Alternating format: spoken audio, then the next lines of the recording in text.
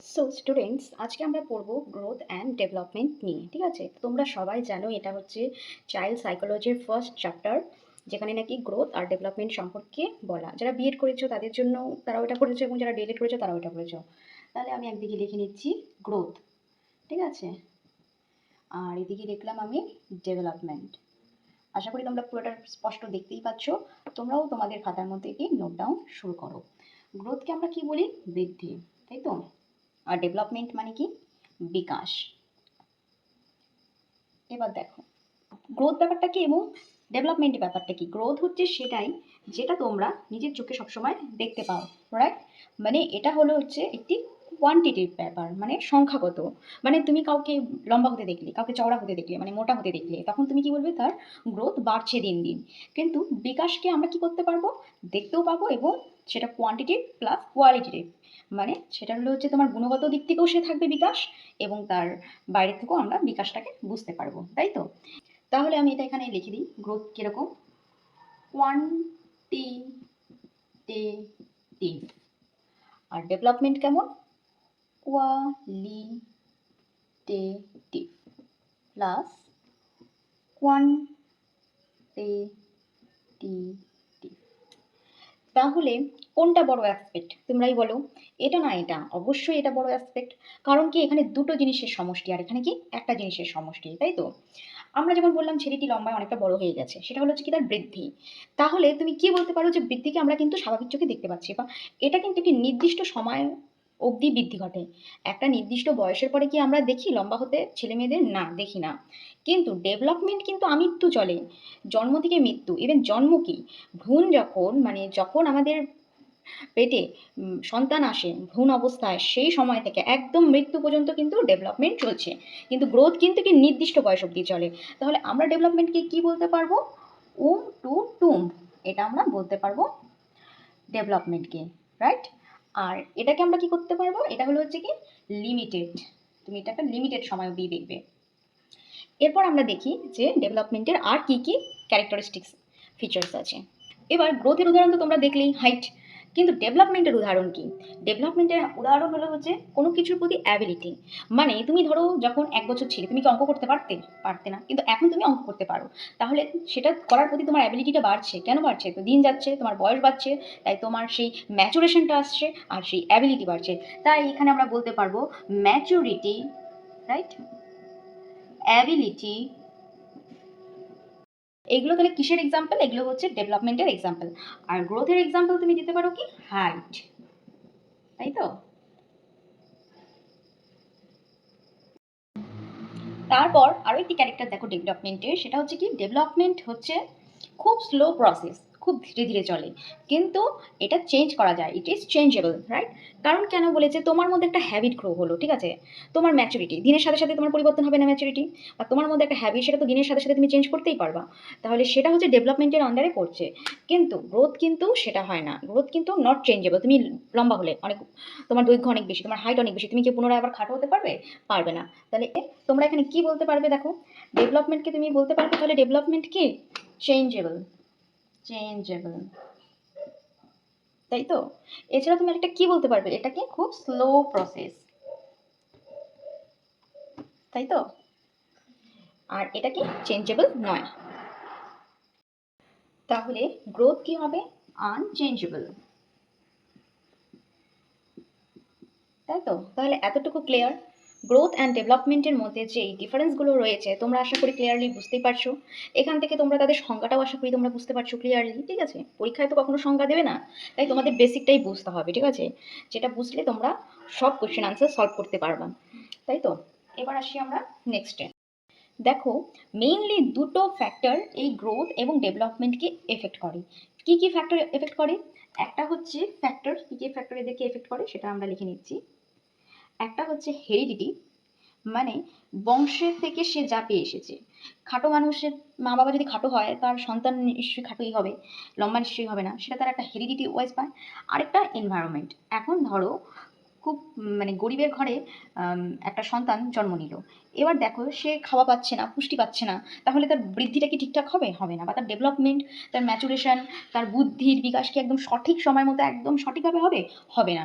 তাহলে হেরিডিটি এবং এনভায়রনমেন্ট এই দুটির গুণ ফলই হচ্ছে গ্রোথ অ্যান্ড ডেভেলপমেন্টকে এফেক্ট করছে। বুঝতে পারছো তোমরা তাহলে? এরপর আসি আমরা নেক্সট স্লাইডে। সেটাকে আমরা এবার দেখবো যে ডেভেলপমেন্ট যে আছে, ডেভেলপমেন্টের টাইপস কয় প্রকারের হয়। প্রধানত ডেভেলপমেন্টকে 3 ভাগে ভাগ করা যায়, ঠিক আছে? কি কি ভাগ সেটা আমরা এখন দেখব। দেখো, ডেভেলপমেন্ট লিখলাম, তোমরাও আমার সাথে সাথে লেখো, তাহলে তোমাদের আর নোটস এক্সট্রা করে বানাতে হবে না বা রাখতে হবে না। ডেভেলপমেন্ট এটাকে 3টি ভাগে ভাগ করেছেন। দেখো, তোমরা এটাকে 3টি ভাগে ভাগ করে নাও। একটা হচ্ছে কগনিটিভ ডেভেলপমেন্ট, একটা হচ্ছে ফিজিক্যাল ডেভেলপমেন্ট, একটা হচ্ছে কি ডেভেলপমেন্ট, সোশ্যাল ডেভেলপমেন্ট, ঠিক আছে? সোশ্যাল ডেভ, শর্টকাটে লিখলাম ডেভেলপমেন্টকে, ঠিক আছে? তাহলে এবার তুমি দেখো, এই যে কগনিটিভ ডেভেলপমেন্ট এটা কি? এই কগনিটিভ ডেভেলপমেন্ট হচ্ছে বুদ্ধির বিকাশ। মানে যে সমস্ত কাজগুলি তুমি বুদ্ধি দিয়ে করো, যেমন তুমি ম্যাথ করছো, অঙ্ক করছো, সেটার জন্য তোমার কি যথেষ্ট বুদ্ধি লাগবে, সেটা কিসের আন্ডারে পড়বে? কগনিটিভ ডেভেলপমেন্টের আন্ডারে পড়বে। যে কোনো যুক্তি, তর্ক, এ সমস্ত দিয়ে তুমি কোনো একটা জিনিসকে গ্রহণ করছো, তাহলে সেটা কগনিটিভ ডেভেলপমেন্ট। ফিজিক্যাল ডেভেলপমেন্টের এক্সাম্পল কি হবে? তোমার body development. Body in the sense তোমার মোটর স্কিলস, যেমন হচ্ছে বডি লেখাটা ওখানে ঠিক নয়, আমি এখানে লিখলাম যে গ্রস মোটর, ফাইন মোটর। এটার মানে দুটি ভাগ, একটা হচ্ছে গ্রস মোটর ডেভেলপমেন্ট, আর একটা হলো হচ্ছে কি fine, FINE, fine motor development, ঠিক আছে? গ্রস মোটর মানে হচ্ছে তোমার দেহের সামগ্রিক বৃদ্ধি, মানে তোমার হাত, তুমি এইভাবে হাতটা নাড়াতে পারছো, ঠিক আছে? এটা হচ্ছে গ্রস মোটর, তুমি হাতটাকে এরকম এরকম করতে পারছো, এটা হচ্ছে কি গ্রস মোটর। ফাইন মোটর কি? এই যে আঙ্গুল, আঙ্গুলের ডগা দিয়ে তুমি এই পেন্সটাকে ধরতে পারছো, দিয়ে তারপরে তুমি পেন দিয়ে লিখতে পারছো, এটা কি টিক মার্ক দিলাম, এটা হচ্ছে কি ফাইন মোটর স্কিল। আমরা যখন শিশু ছিলাম, একদম শৈশবকালে কি আমরা পেনটাকে ধরে এরকম লিখতে পারতাম? পারতাম না। এটা কিন্তু অনেক প্র্যাকটিসের মাধ্যমে পরে আসছে। সবার আগে কি ডেভেলপ হয়? গ্রস মোটর ডেভেলপ হয়। মানে কি? আমরা ছোটবেলায় হাত পা নাড়াতে নাড়াতে চড়াতে পারতাম, হাত পা এদিক ওদিক করতে পারতাম, সেটা আমাদের গ্রস মোটর স্কিল। দেন আস্তে আস্তে ডেভেলপ হয় কি ফাইন মোটর, আগে গ্রস ডেভেলপ হয় দেন ফাইন মোটর। তাহলে বুঝলে, এটা গেল ফিজিক্যাল ডেভেলপমেন্ট। এবার আসি আমরা সোশ্যাল ডেভেলপমেন্ট। এর আবার দুটি ভাগ, একটা কি, একটা হচ্ছে ইমোশনাল ডেভেলপমেন্ট, মানে তুমি কার সাথে কেমন বিহেভিয়ার করছো, তোমার মানসিক অবস্থা। আরেকটা হচ্ছে মরাল ডেভেলপমেন্ট, মানে সমাজে তুমি কি ভূমিকা রাখছো, তুমি কতটা সোশ্যাল সেটা। এটা দেখা যাচ্ছে না, তাহলে আমি এক কাজ করি, স্লাইডটাকে এটাকে মুছে আমি ওপরে লিখছি, ঠিক আছে? এই জায়গাটা মুছে দিচ্ছি। তোমরা আশা করি এইটুকু জায়গা তুলে নিয়েছো।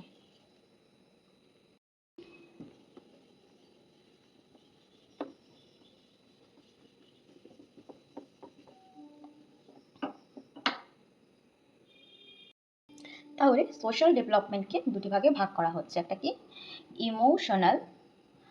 তো বললামই, তোমরা কার সাথে কি ব্যবহার করছো, তোমার ইমোশন কেমন খেলছে, তুমি একটা একটা কোনো কিছু দেখে বা কোনো ঘটনাকে তুমি কিভাবে নিচ্ছ, ঠিক আছে? সেটা ইমোশনাল ডেভেলপমেন্ট। আর একটা হচ্ছে মরাল, মানে তুমি কতটা সোশ্যাল, তুমি এই বাইরের কোনো একটা অনুষ্ঠান হচ্ছে তোমাদের পাড়ায়, তুমি কতটা গিয়ে মিশছো বা সেখানে তুমি ইনভলভ আছো, বা তুমি আরো 10টা লোকের সাথে কি বিহেভিয়ার করছো, সেটা হচ্ছে মরাল ডেভেলপমেন্টের মধ্যে পড়বে। এই দুটোই কিসের ভাগ? সেটা হচ্ছে সোশ্যাল ডেভেলপমেন্টের এই দুটো অংশ, ঠিক আছে? আশা করি ডেভেলপমেন্টের যে টাইপসগুলো সেটা তোমাদের ক্লিয়ার হয়ে গেল। এবার আসবো আমরা ডেভেলপমেন্টের কি কি স্টেজেস রয়েছে। তাহলে টাইপসটা আমি এখান থেকে মুছে দিলাম। স্টেজেস দেখো, মোট 4টা স্টেজ রয়েছে ডেভেলপমেন্টের, ঠিক আছে? তাহলে টাইপসটাকে মুছে দিই, আমরা ডেভেলপমেন্টের স্টেজ লিখি। আর এটাকে কি ভিত্তিতে ভাগ করেছে? এটাকে ভাগ করা হয়েছে বয়সের ভিত্তিতে, ঠিক আছে? কতগুলো স্টেজেস রয়েছে? 4টি স্টেজেস রয়েছে। আশা করি তোমরা এখানে ক্লিয়ারলি দেখতেই পাচ্ছ কি কি স্টেজ রয়েছে। এটা হচ্ছে প্রি ন্যাটাল স্টেজ। এইটা কি স্টেজ? সেকেন্ড স্টেজ হচ্ছে ইনফ্যান্সি। থার্ড স্টেজ কি? Childhood stage. এটার আবার দুটি ভাগ, একটা হচ্ছে আর্লি চাইল্ডহুড, একটা হচ্ছে কি লেটার চাইল্ডহুড। তাহলে এটা কি চাইল্ডহুড স্টেজ। আর এই ফোর্থ স্টেজ হচ্ছে কি অ্যাডোলেসেন্স।